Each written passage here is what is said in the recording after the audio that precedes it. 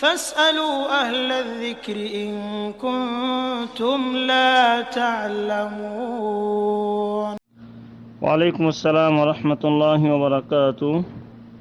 163 নম্বরে এক ভাই জিজ্ঞাসা করেছেন যে তিনি জামাতে সালাত আদায় করার সময় কখনো বেখেয়ালে দ্বিতীয় রাকাতে বা তৃতীয় রাকাতে ওঠার পরে প্রথম বৈঠক থেকে তৃতীয় রাকাতে ওঠার পরে দাঁড়ানোর পরে অনেক সময় তার ভুলক্রমে মুখে চলে আসে সুবহানাকাল্লাহুম্মা বিহামদিকা ওয়া তাবারাকা ইসমুকা, অর্থাৎ সানা পড়া হয়ে যায়।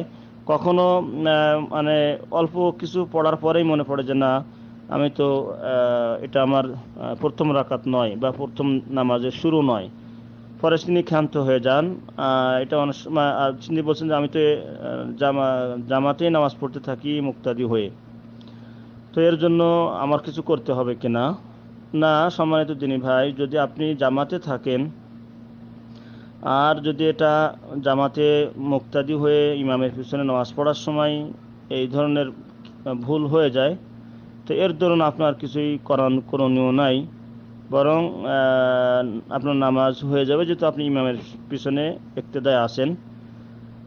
তবে এই ধরনের ভুল হতে পারে, মানুষ হিসেবে ভুল হয়েই যায়। তবে এটা হওয়ার কারণ আপনার আমার যারই হোক না কেন, এটা কারণ হতে পারে যে নামাজে একাগ্রতা কম থাকা বা নামাজে বেখেয়াল থাকা। এই কারণে অনেক সময় অনিচ্ছায় এবং বেখেয়াল বশত মুখ থেকে নামাজের অনিয়ম হয়ে যেতে পারে, বা যখন যেটা পড়ার নয় সেটা পড়া হয়ে যেতে পারে। এটা প্রমাণ করে যে এটা নামাজে বেখেয়াল বা নামাজের একাগ্রতা এক মন নিয়ে নামাজ পড়া হচ্ছে না, এটাই তার রেজাল্ট হয়। সেটা আপনার জন্য হতে পারে, সেটা আমার জন্য হতে পারে। তাই যাতে করে আমরা এটা থেকে দূরে থাকার জন্য উপায় হলো যে নামাজে একাগ্রতা ফিরে আনার চেষ্টা করা এবং এক মন দিয়েই নামাজের ধ্যান খেয়াল নামাজের সময় নামাজেই রাখা। আর এটাই তো রাসূল সাল্লাল্লাহু আলাইহি ওয়াসাল্লাম বলেছেন যে তাহরিমুহা আত-তাকবীরু ওয়া তাহলিলুহা তাসলিমু, যে নামাজের শুরু হচ্ছে তকবীরে তাহরিম আল্লাহু আকবার বলার মাধ্যমে, আর এটার মাধ্যমে যখন সে নামাজ শুরু করলো তখন তার দুনিয়ার সব কিছুই তার জন্য হারাম হয়ে, তাহরিমুহা সব কিছু হারাম হয়ে যায়। আবার তাহলিলুহা তাসলিমু, তার দুনিয়ার যেগুলো বৈধ হালাল ব্যবসা বাণিজ্য দুনিয়ার অন্যান্য বিষয় যেটা তার জন্য হালাল, সেটা আবার তার জন্য হালালে ফিরে আসে যখন সে আসসালামু আলাইকুম বলে নামাজতে সালাম ফেরায়।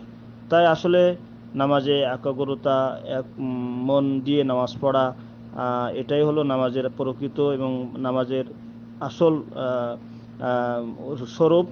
তাছাড়া রাসূল সাল্লাল্লাহু আলাইহি ওয়াসাল্লাম আরও হাদিসে বলেছেন যে নামাজে কারোর সব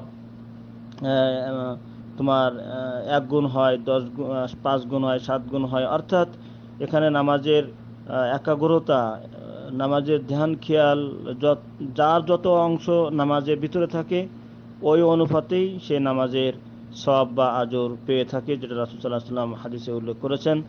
তাই আল্লাহ রাব্বুল আলামিন আমাদের সকলকে নামাজে একাগ্রতার ফিরে আনার এবং মনোযোগ সহকারে, আল্লাহ রাব্বুল আলামিন আমাদের সামনে রয়েছেন, কাআন্নাকা তারাহু ফাইল্লাম তাকুন তারাহু ফাইন্নাহু ইয়ারাক, যেমনটি রাসূল সাল্লাল্লাহু আলাইহি ওয়াসাল্লাম বলছেন যখন তুমি আল্লাহর ইবাদত করবে এমন মনোযোগ সহকারে করবে যে কেমন যেন তুমি আল্লাহকে দেখতেই পারছো।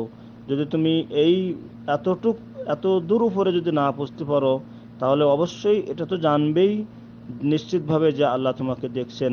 অতএব একাগ্রতার সাথে ভয় ভীতির সাথে মনোযোগ সহকারে ইবাদত, আর ইবাদতের মধ্যে সবথেকে বড় হচ্ছে নামাজ, যেটা কোরআন আল্লাহ বলছেন যে ফাইন্নাহু ইয়ারাকা হিনা তাকুম, যখন তুমি নামাজে দণ্ডায়মান হও তখন তো আল্লাহ রাব্বুল আলামিন তোমাকে প্রদক্ষিণ করেন, তোমাকে দেখেন, তোমার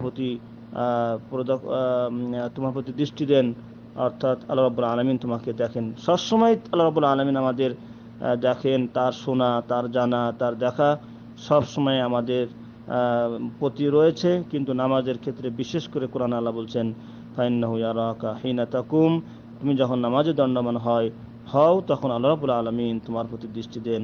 আল্লাহ রাব্বুল আলামিন আমাদের সকলকে নামাজের প্রকৃতির সাথে আমরা নামাজ পড়তে পারি, নামাজের আসল হাকিকাতকে নিয়ে আল্লাহ আমাদের তৌফিক দান করুন, আমিন। আসসালামু আলাইকুম ওয়া রাহমাতুল্লাহি ওয়া বারাকাতুহু।